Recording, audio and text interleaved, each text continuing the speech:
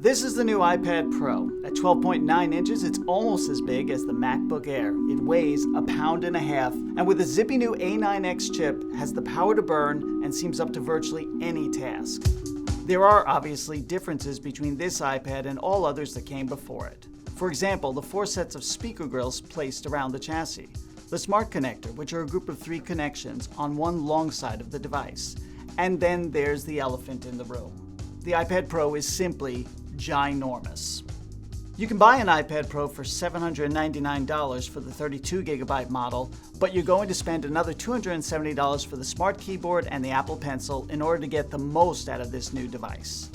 However, with these, the iPad Pro becomes something much more than an oversized tablet. It becomes a productivity platform. Even though Apple introduced a new multitasking pane in iOS 9, it never felt at home on the tiny iPad mini. That's not the case with the iPad Pro. Now it's a multitasking marvel with more than enough screen real estate to accommodate 2 apps running side by side. I do wish I could drag stuff between the panes, but maybe that'll come in a future iOS update. The cover is also a keyboard, with full-size keys that feel great to type on. It needs no battery and doesn't need to pair with the iPad Pro. It also doubles as a stand. It has pretty much zero adjustability, but the angle is okay for most situations. As a bonus, I now have physical access to the emoji keyboard. There is no trackpad on the keyboard. With the touchscreen, you probably don't need it, but I wouldn't mind having it. The best way to understand iPad Pro's power is, no surprise, through apps.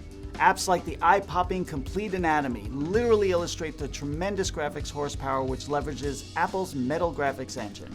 That app put me deep inside the human body, and then as I stripped away layers of flesh, veins, and muscle, let me spin around the high-resolution skeleton like a top.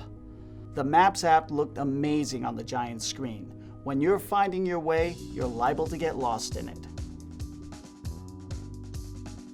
Apple's Bluetooth-based pencil is a welcome addition to the Apple iPad accessory family.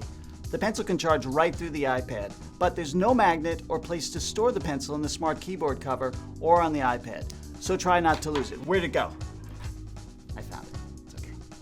The pencil also includes palm ejection, so I can rest my hand on the screen while I draw. I can even use gestures while the pencil is touching the screen.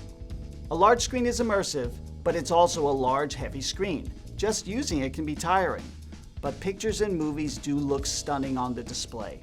And reading books? In iBooks, it's like a real book folded open on your lap.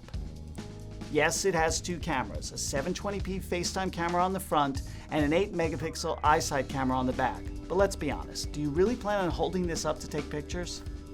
Apple promises 10 hours of battery life for the iPad Pro. I regularly got at least 9 hours when using the iPad Pro for a variety of tasks. And I used the pencil for 4 straight days, including a 2-hour drawing session before a pop-up appeared telling me that the battery was at 5%. Overall, the iPad does everything a smaller iPad can do, but its size, especially when paired with the Smart Keyboard and Apple Pencil, offers benefits smaller tablets can only dream of.